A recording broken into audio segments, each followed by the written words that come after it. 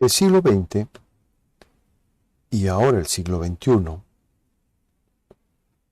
son siglos apocalípticos. Todos los signos lo confirman. No es extraño oír o leer que la humanidad vive una época terrible, una especie de fin de la civilización, o que se prepara el fin del mundo. Acompáñame a analizar este importantísimo tema. Attis Florit, el siglo XX, siglo apocalíptico. Aquí en Pachamama TV y Inti Noticias. Soy Wilmer Domínguez Rema. Bienvenido. Comenzamos. Si deseas colaborar con nuestro trabajo, hazlo a través de nuestra cuenta de PayPal y las cuentas de banco abajo descritas. Muchas gracias. Una afirmación de ese tipo, conforme este es un siglo apocalíptico, deja entender que el mundo va hacia su perdición. Y ese apocalipsis representaría un caos definitivo que llevaría al hundimiento del universo. ¿Qué significa en realidad la palabra apocalipsis? Quizá con esta palabra presentimos un concepto que no se emplea de forma correcta. Apocalipsis quiere decir revelación, y esta palabra significa la aparición a plena luz de lo que hasta entonces permanecía oculto. Esto se ve claro cuando se considera la forma en que está organizada la Biblia. En tres grandes partes, el Antiguo Testamento, el Nuevo Testamento y el Apocalipsis. El Antiguo Testamento hace el diagnóstico de la evolución de la humanidad, de la enfermedad que abruma a los seres humanos, el pecado original y el descenso del ser humano en la materia. El Nuevo Testamento aporta un remedio. El Salvador, el Cristo, que ha hecho del destino de la humanidad su propio destino y da las fuerzas que pueden curar la enfermedad. Y esta realidad de la encarnación del Espíritu solar hace que en lo sucesivo puedan manifestarse las fuerzas que estaban en el origen de la caída. Es la curación.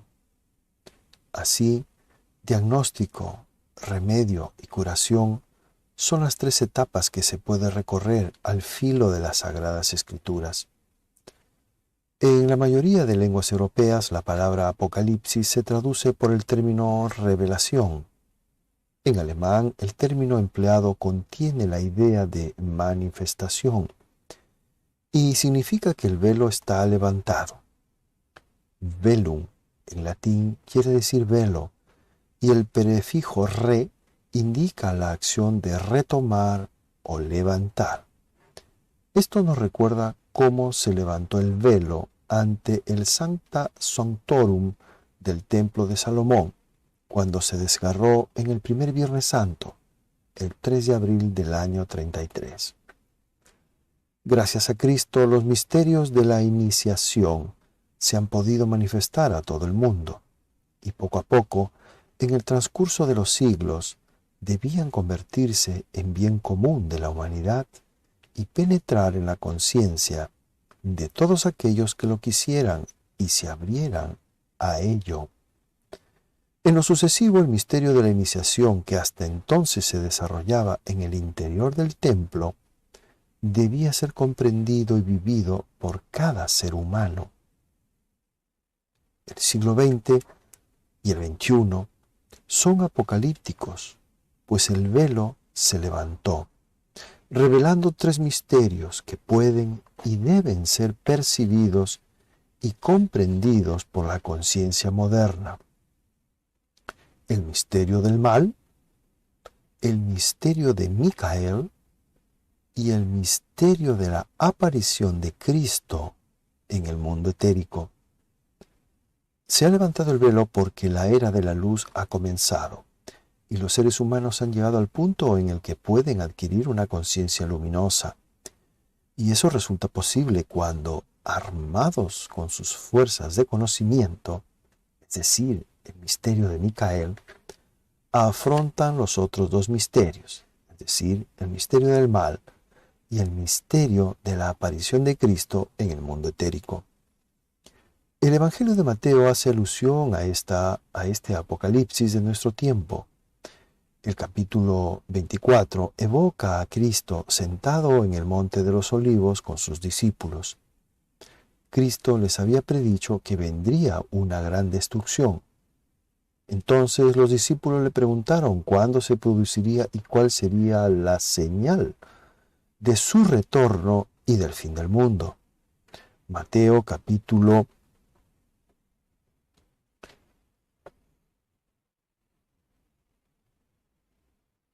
Este pasaje se denomina el pequeño Apocalipsis. De hecho, evoca los acontecimientos profundos que surgen cuando se aparta el velo. La respuesta que Cristo Jesús les confía aclara los acontecimientos de nuestro siglo, ya que Él describe la situación tal como se presentará en el momento de su retorno.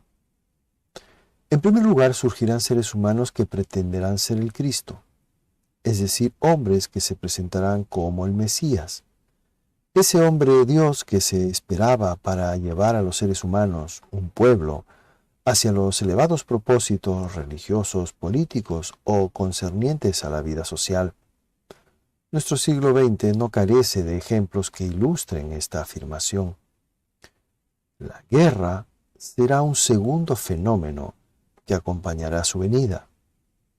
Abro comillas.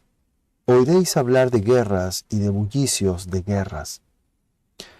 Desde 1914 los conflictos no han cesado de suceder. Apenas acaba una guerra, comienza la siguiente. Tienen lugar guerras simultáneamente en diferentes puntos de la Tierra, que cuesta la vida a millares y millares de personas.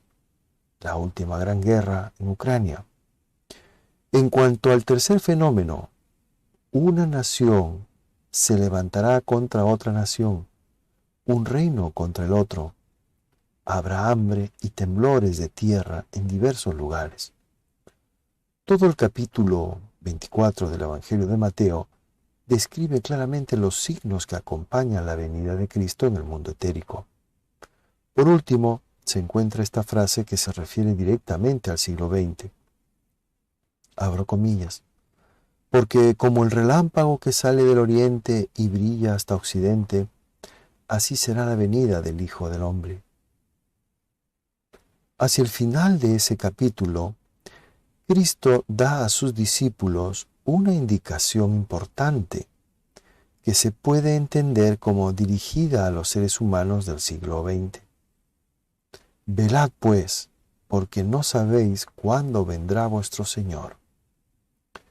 En el curso de los 2 últimos decenios, el ser humano se ha vuelto libre, ha adquirido facultades de conocimiento y cuando se esfuerza puede unir conceptos y percepciones.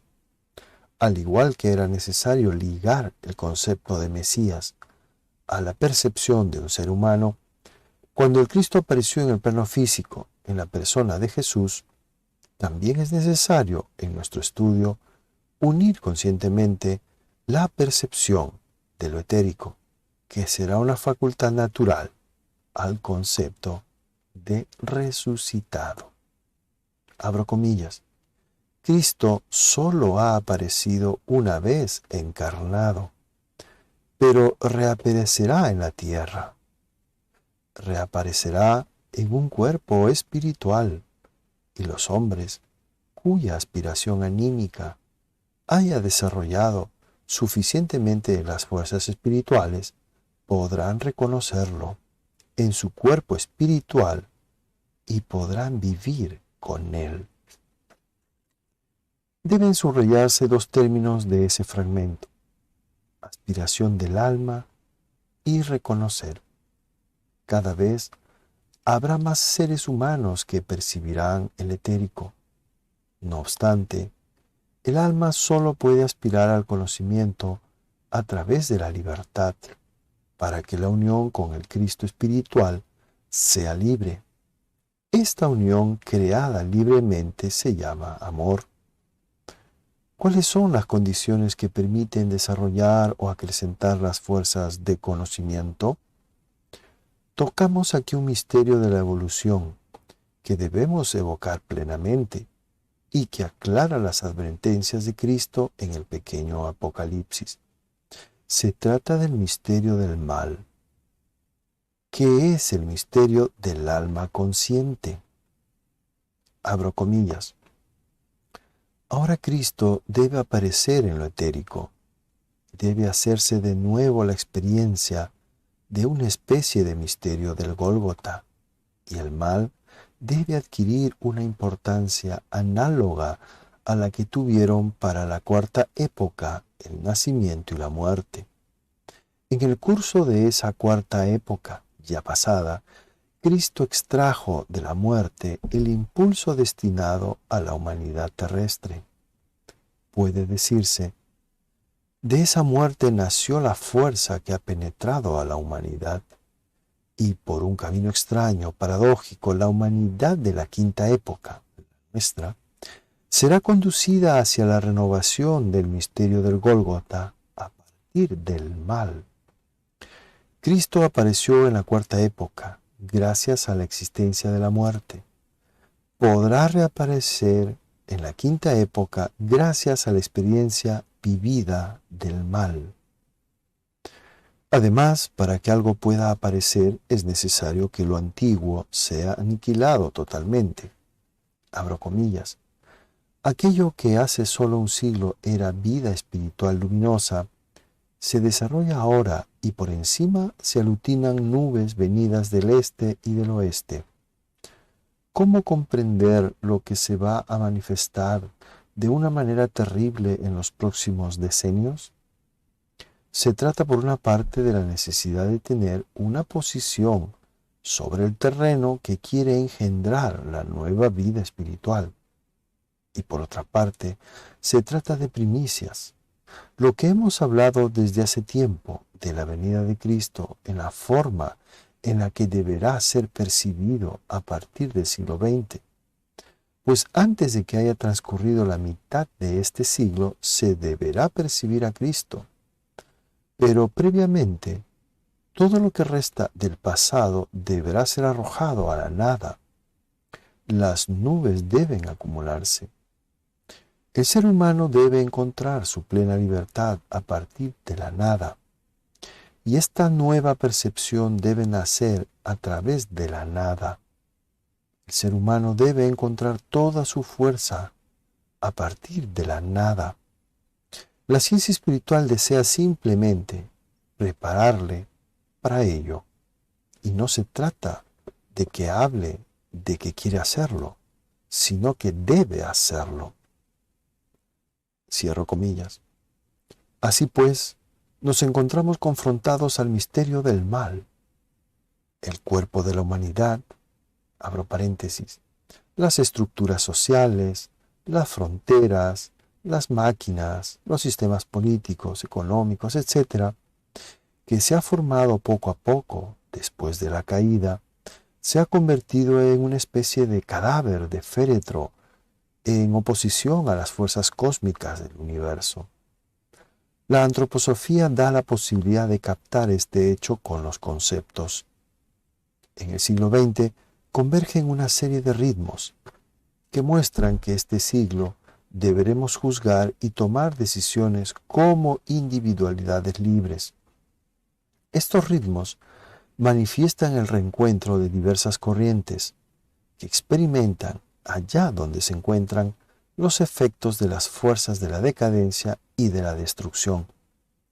Por ello, las nuevas fuerzas de la luz y de la vida deben ser acogidas absolutamente por los seres humanos. El primero de estos ritmos está ligado al fin del milenio. Antes del misterio del Gólgota, el fin de un milenio era una época que traía elementos positivos para el desarrollo de la humanidad, pero ya no es así. Abro comillas. En el sistema decimal, los impulsos arimánicos tienen una influencia muy fuerte. Por esto, cada final de milenio, 1000, 2000, 3000, etc., tiene lugar un ataque particularmente fuerte, de Lucifer y Ahriman reunidos.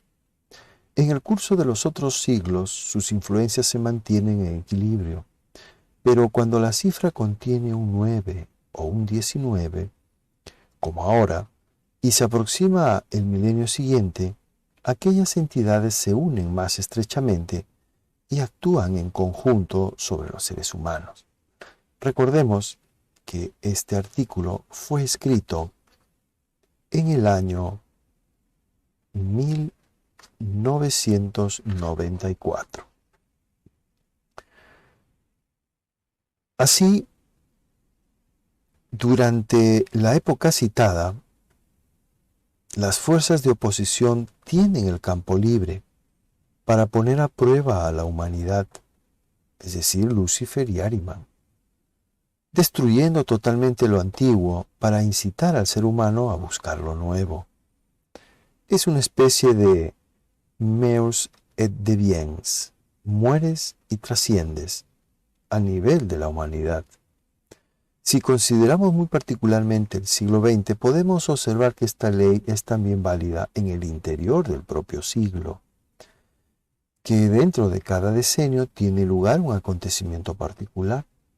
En el 1899, en el 1909, en el 1919, etc.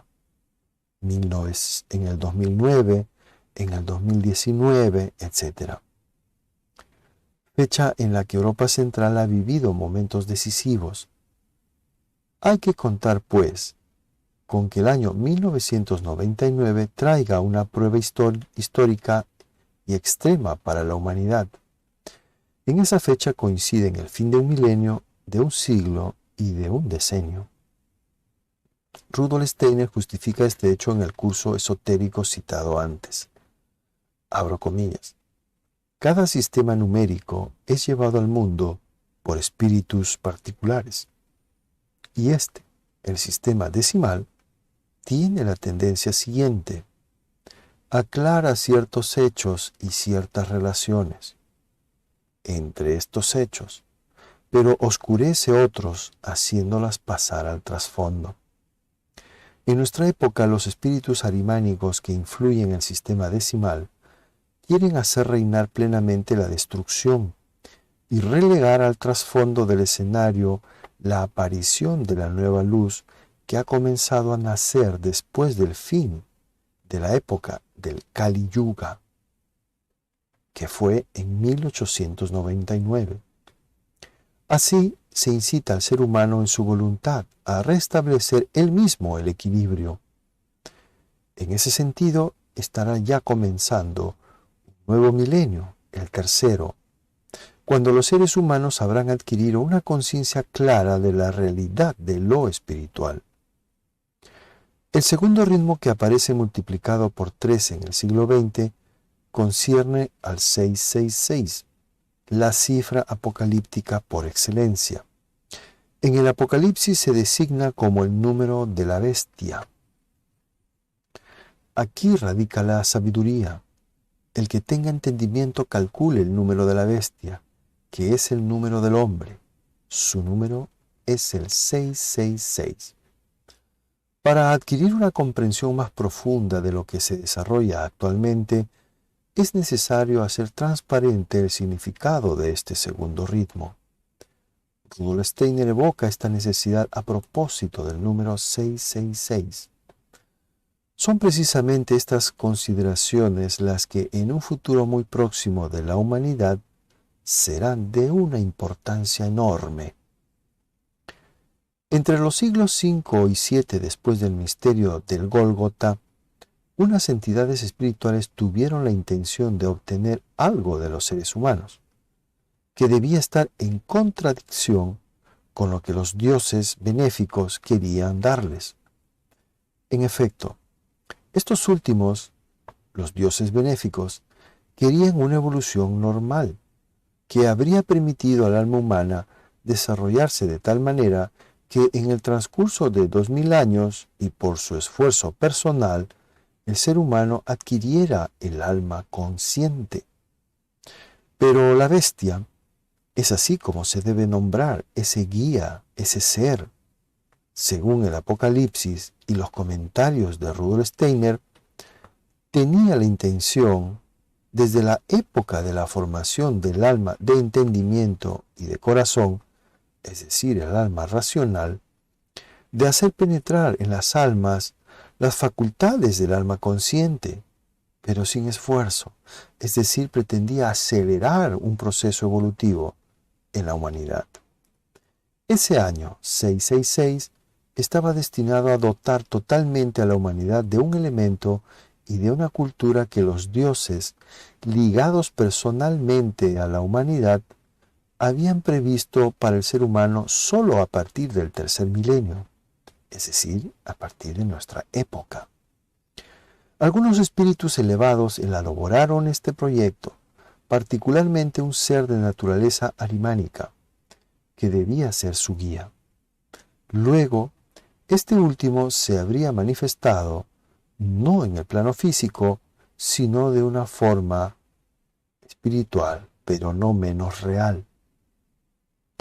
Los proyectos de esa entidad, cuya influencia se preparó en la Academia de Yundishapur, fundada el siglo VI en Persia, no prosperaron, pues hizo de contrapeso el acontecimiento crístico que se desarrolló 333 años antes de la mitad de la época, es decir, el año 333 después de Jesucristo, en el curso de la cual debía formarse el alma de entendimiento y de corazón.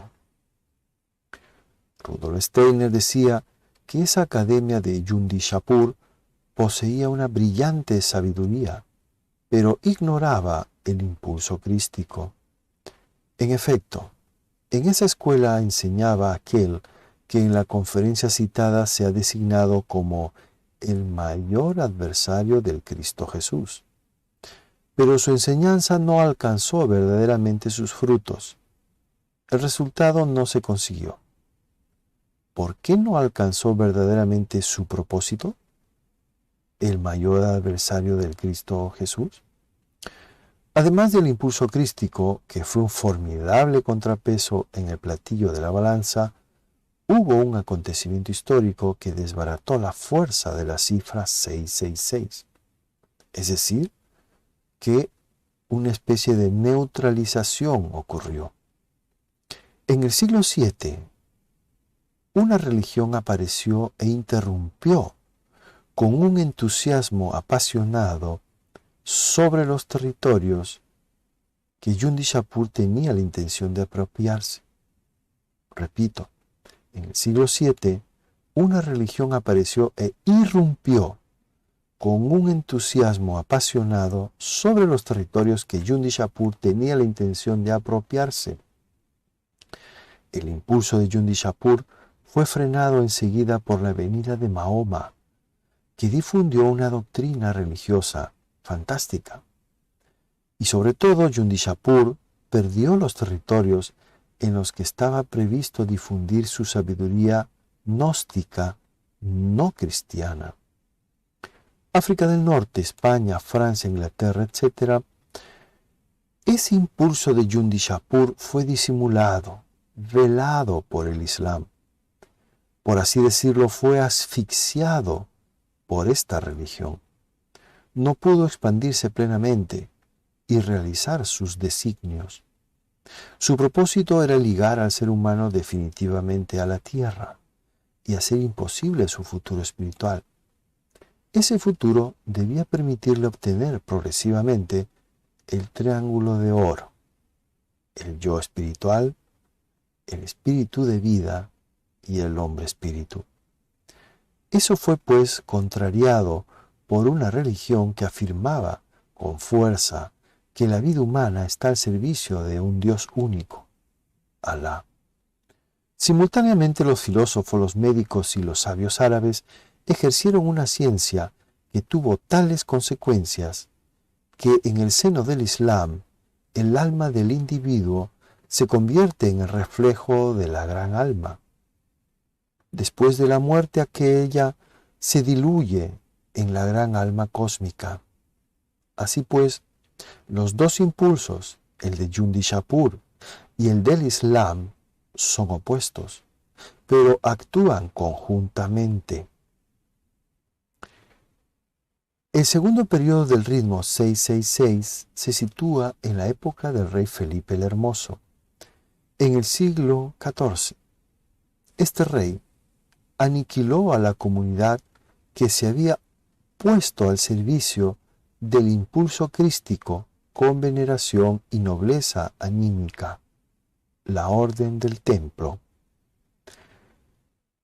En el siglo VII, en el 666, el individuo debía ser desconectado de su futuro. En el siglo XIV, en el 1332, una comunidad fundada en el yo espiritual, los caballeros templarios, fue desconectada del espíritu de vida de el Cristo y desviada mediante la tortura y la muerte de su proyecto, que consistía en ponerse al servicio del espíritu de vida en la tierra. En la actualidad, es decir, en el año 1994, cuando se escribió este artículo, estamos próximos a la fecha en que por tercera vez el impulso de Jundi Shapur va a renovarse, es decir, en el 1998. Ahora ya no intentará actuar solamente sobre un individuo o sobre una comunidad, sino que va a intentar destruir espiritualmente a toda la humanidad, desplegando totalmente todas sus fuerzas. La destrucción siempre ha tenido lugar a nivel anímico. Es el alma humana lo que a partir de ahora está en juego. Los medios utilizados sobre los que hablaremos más tarde son el miedo, el odio y la duda. Sin embargo, para comprender realmente los acontecimientos de los pasados decenios, hay que ser consciente de un hecho. Decíamos que el impulso de Jundi Shapur fue absorbido por el Islam y que ha continuado llevado por esa religión del cuarto creciente, pero disimulado y debilitado. Podríamos esquematizarlo de la manera siguiente.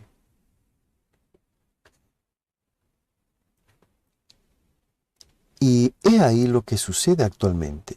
El impulso de Jundi Shapur, que según el ritmo cósmico del 666 debe desarrollarse en el último decenio de este siglo XX, necesita que el Islam reaparezca en la conciencia de la humanidad actual. Este proceso es el espejo de los acontecimientos del siglo VII, fecha del comienzo de los acontecimientos de este ritmo. El Islam, al revés que en los 700 primeros años, ha conocido un periodo de calma entre los siglos VII y XIV. En el transcurso de los últimos siglos, pero tiene que resurgir poco antes de la aparición de 1998. Antes de que la bestia pueda aparecer, la luna debe, por así decirlo, abrirse y mostrar su verdadero rostro. Una de las caras del verdadero rostro del Islam ha tenido ocasión de mostrarse claramente en los últimos tiempos. Se trata de la concepción según la cual no se reconoce al ser humano como individualidad divina y totalmente independiente. Para el Islam no es más que un ser efímero en comparación con lo divino, con el Dios único, Alá. Cuando una concepción como esa se convierte en una realidad profunda para el alma, entonces se justifican actos como las capturas de rehenes, los atentados, los secuestros de aviones, etc. Naturalmente que el Islam tiene aspectos brillantes que no conviene descuidar, pero nuestra reflexión nos conduce aquí a subrayar los aspectos oscuros de esa religión. La fuerza que da a los pueblos de religión islámica el poder de ser potentes tiene un misterio aún por explorar, y ahora solo llamaremos la atención sobre ella. Depende de una escuela arimánica subterrestre, infrasensible, que Arimán funda para que actúe al encuentro de la escuela micaélica suprasensible. Abro comillas.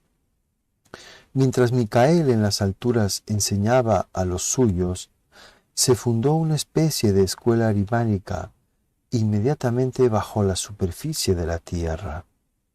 Por eso puede decirse que la escuela de Micael está en lo supraterrestre y directamente en la región sobre la que nos sostenemos, pues bajo la tierra el espíritu está activo y actuante. Se fundó la contraescuela arimánica. Si queremos descubrir los rodeos por los que esa escuela arimánica ejerce su influencia, podemos, por ejemplo, interesarnos por una sustancia que se ha convertido en algo terriblemente importante y a la que la humanidad se encuentra totalmente ligada desde el siglo pasado: el petróleo. El petróleo ha tenido una función muy positiva para el progreso de la vida material. Un estudio sobre los productos fabricados a partir del petróleo indica que existen más de 3.000 derivados del mismo. Pero también se perfila el peligro de una dependencia frente a esa materia prima, en los ámbitos de la ciencia, de la vida política y de la vida espiritual. Si no, analicemos los motivos por las últimas guerras. Son básicamente por el petróleo, el gas, la energía. ¿Cuál es el primer paso que la humanidad deberá dar para desprenderse de esa dependencia? Esto solo se hará gracias a un proceso que permita elaborar conceptos reales y claros, inspirados en la escuela suprasensible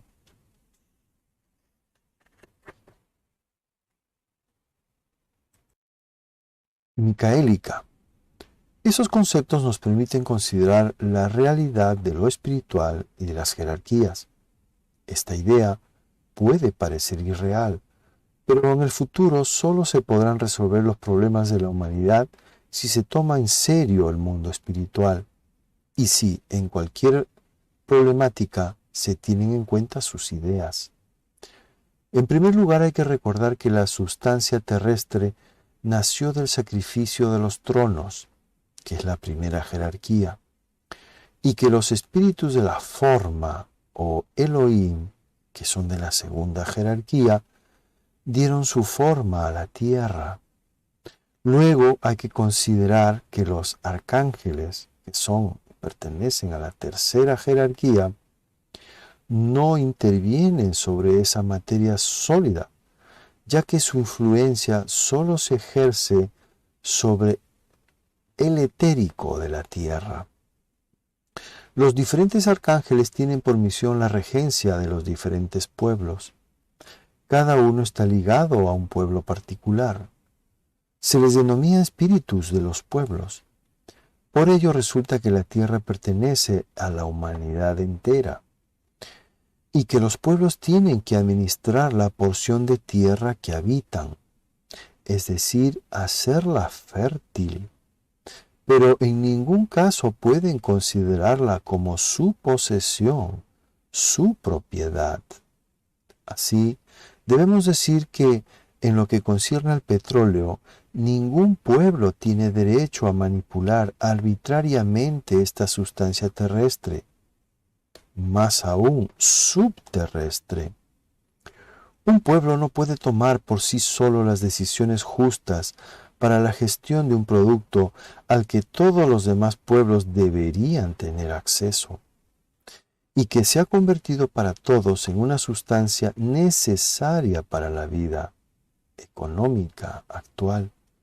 Desde el punto de vista espiritual, o sea, desde el punto de vista de la realidad, no es justo que los pueblos, porque ocupan una porción de tierra, reivindiquen arbitrariamente, por motivos distintos a los económicos, cantidades más o menos importantes de petróleo. No deben hacerlo por motivos políticos ni religiosos, por no decir racistas. Esto puede parecer muy utópico, sin embargo deberíamos cultivar tales pensamientos, pues conducen a concepciones que pueden contribuir a superar el mal. En el futuro, deberá reconocerse que la tierra es el lugar de residencia de toda la humanidad. Un pueblo puede servir fraternalmente a la humanidad, repartiendo sus productos de forma económicamente justa. Eso es lo que quiere el espíritu del pueblo, que actúa en un sentido justo. Pero solo los seres humanos que pertenecen al pueblo en cuestión pueden comprender esto y realizarlo. Si ese tipo de pensamientos no son cultivados y defendidos con coraje, las guerras de las que Cristo habló a sus discípulos estallarán sin cesar hasta que los seres humanos comprendan que deben tomar en serio el mundo espiritual. Si al final de este siglo, en el que el impulso de Yundishapur debe desplegarse totalmente, se dirige la mirada hacia el pasado, se descubre que el mundo del cuarto creciente debe primero abrirse, manifestarse, para permitir ese despliegue.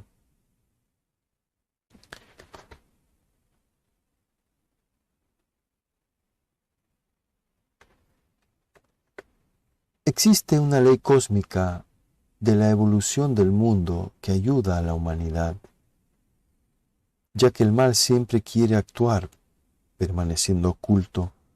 Se ve forzado por el curso de la evolución a manifestar un signo cualquiera que permita reconocerle. En este siglo en el que el mal se manifiesta con tanta potencia, la corriente de Yundishapur ha comenzado a mostrarse claramente. Esto sucedió, por ejemplo, en 1933 con el nacionalsocialismo, Hitler y el partido nazi. ¿Cuáles son las características, dejando aparte los actos terribles que en aquella época aún no se habían cometido, que permiten identificarlo? Ante todos podemos señalar que el concepto de nacionalsocialismo es un anticoncepto. Hay términos como socialismo o liberalismo que se eligen para indicar en qué dirección quiere desarrollarse una corriente sociopolítica determinada. Así, a partir de esos términos se puede empezar a reflexionar. Pero el concepto de nacionalsocialismo indica que se sitúa la idea de nación en el centro de las reflexiones y de los objetivos. La sangre que fluye a través del pueblo y las generaciones se convierte entonces en la base, en el lazo que da cohesión. En cambio, el socialismo va en la dirección opuesta. Para el socialismo, el propósito que se persigue es el de propagar ideas y objetivos que pongan en un plano de igualdad a un conjunto de poblaciones y finalmente a todos los pueblos. Si se quiere pensar el concepto de nacionalsocialismo, en la conciencia aparece un vacío que se llena de tinieblas. Tomemos, por ejemplo, una cita extraída de un discurso de Hitler. Abro comillas. Esto es fundamental, dice Hitler. Nuestro programa nacional socialista reemplaza el concepto liberal de individuo y el concepto marxista de humanidad por el de pueblo, que se define por la sangre y la pertenencia a un territorio. Cierro comillas. Además, otro signo exterior que permite identificar el ataque de la bestia es la estrella de David, la estrella de 6 puntas que los nazis obligaron a llevar a los judíos. El tercer elemento significativo es la cruz gamada. Hemos dicho que la corriente de Yundishapur hace actuar una fuerza opuesta al espíritu solar, al Cristo. Ahora bien, el signo de la cruz gamada es, en su origen, una imagen que simboliza la flor de loto, que regula las corrientes vitales en el bajo vientre, simboliza los dos ejes de la vida que el hombre pone en movimiento. Esta flor de loto de 4 pétalos se encuentra, si se quiere ser exacto, en las regiones genitales del bajo vientre humano. El sentimiento de pertenencia a una nación, por su parte, también extrae sus fuerzas de esas regiones. Abro comillas. Las emociones de tipo nacionalista, que actúan de manera particularmente fuerte en el inconsciente, tienen un estrecho parentesco con las emociones sexuales. Cierro comillas. Cuando las flores de loto son puestas en movimiento por el propio ser humano, por el yo, giran en un sentido determinado. Por el contrario, si el movimiento proviene de corrientes exteriores, giran en sentido inverso. La cruz gamada, símbolo de la flor de loto, se dibuja así. Mientras que la cruz gamada utilizada en todas partes por los nazis fue dibujada al revés. Ya poco después de la Revolución de 1917, los bolcheviques habían utilizado este signo para la filigrana de los billetes de banco, rublos. Se trata entonces de un medio oculto para actuar desde el exterior a través de la percepción sobre las fuerzas sexuales, es decir, sobre la flor de loto de 4 pétalos. Consideremos ahora el tercer ritmo, que coincide en el siglo XX con los 2 ritmos citados antes. Para compensar los proyectos de Yundishapur, el espíritu solar realizó un acto, uniéndose a un ser humano, encarnando, haciéndose carne, aportó una compensación. Esto parece sobrepasar a la simple razón humana. Tales consideraciones cósmicas solo pueden presentirse intuitivamente y no se comprenderán plenamente hasta un futuro lejano. Pero más allá de esta observación existen ciertas consecuencias de este acto que arrojan luz a los acontecimientos del siglo XX. En el ciclo de conferencias sobre el principio de economía espiritual, se nos informa de que cuando una gran entidad espiritual como Cristo se liga a un ser humano, Jesús de Nazaret, las envolturas corporales de éste se multiplican. El espíritu solar, penetrando en el cuerpo etérico, el cuerpo astral y el yo de Jesús de Nazaret, produjo innumerables copias de sus envolturas.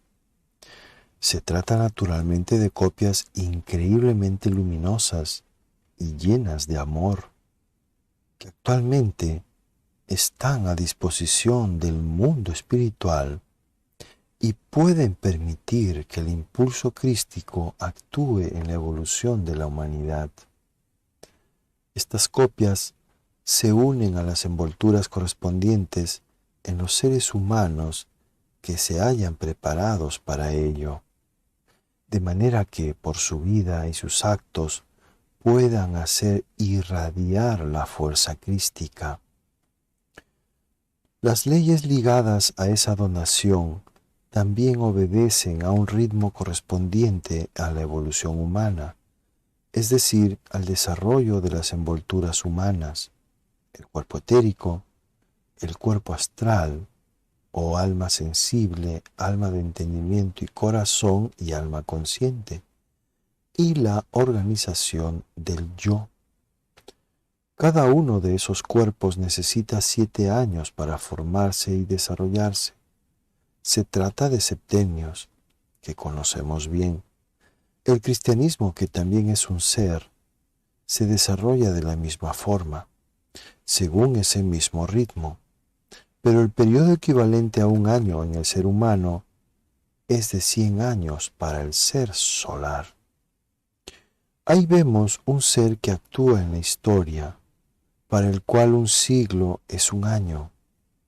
simplemente que no se le percibe. Este ser se desarrolla según las leyes solares. Así pues vemos que las copias del cuerpo etérico de Jesús de Nazaret fueron ofrecidas a personas que vivieron entre los siglos 6 y 11 y 12. Esto corresponde a la época durante la cual el ser humano del quinto y sexto hasta el 11º y 12º año desarrolla e individualiza su cuerpo etérico. El cuerpo etérico es el cuerpo del pensamiento, el cuerpo de luz. En las conferencias citadas antes, Stedner dice, por ejemplo, que Agustín recibió una copia del cuerpo etérico luminoso de Jesús que se mezcló con su propio cuerpo etérico. Y lo mismo sucedió con numerosos artistas de esa época de la evolución de la humanidad. Es la época en la que en la pintura aparecen motivos cristianos y particularmente cuando nace la pintura de íconos.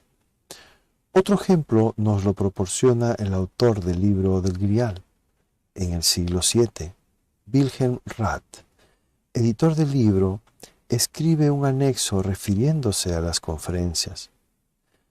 El principio de economía espiritual, en el que afirma que el autor de el libro del Grial llevaba en él una copia del cuerpo etérico de Jesús de Nazaret.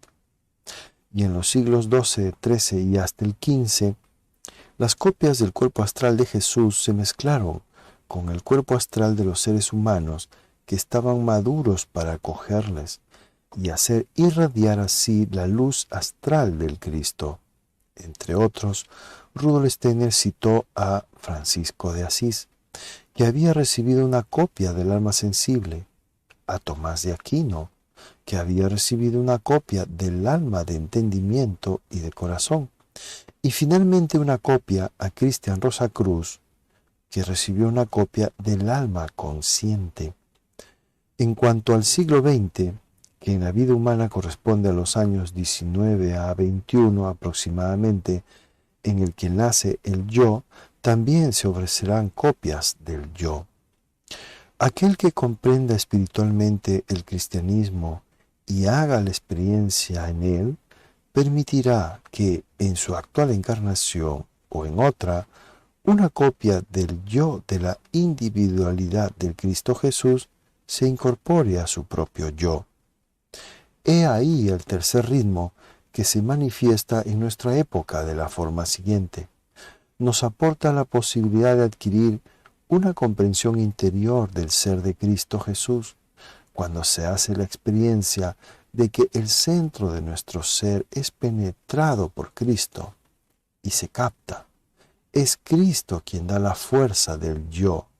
De hecho, es el hermano que nos comprende y nos sostiene totalmente. Si nos concentramos atentamente en esos pensamientos, nos daremos cuenta que este ritmo, que ha ofrecido a la humanidad fuerzas llenas de calor y de luz, actúa simultáneamente con el ritmo ligado a los intentos de Hundi Shapur. Estas son las consecuencias de la compensación traída por el misterio del Gólgota. Atis Florit. Artículo publicado con el título El siglo XX, siglo apocalíptico, tomado de la revista Taller de Conciencia, revista antroposófica, primavera de 1994, ejemplar publicado con el número 2, editado por la editorial Pau de Damasc, Barcelona.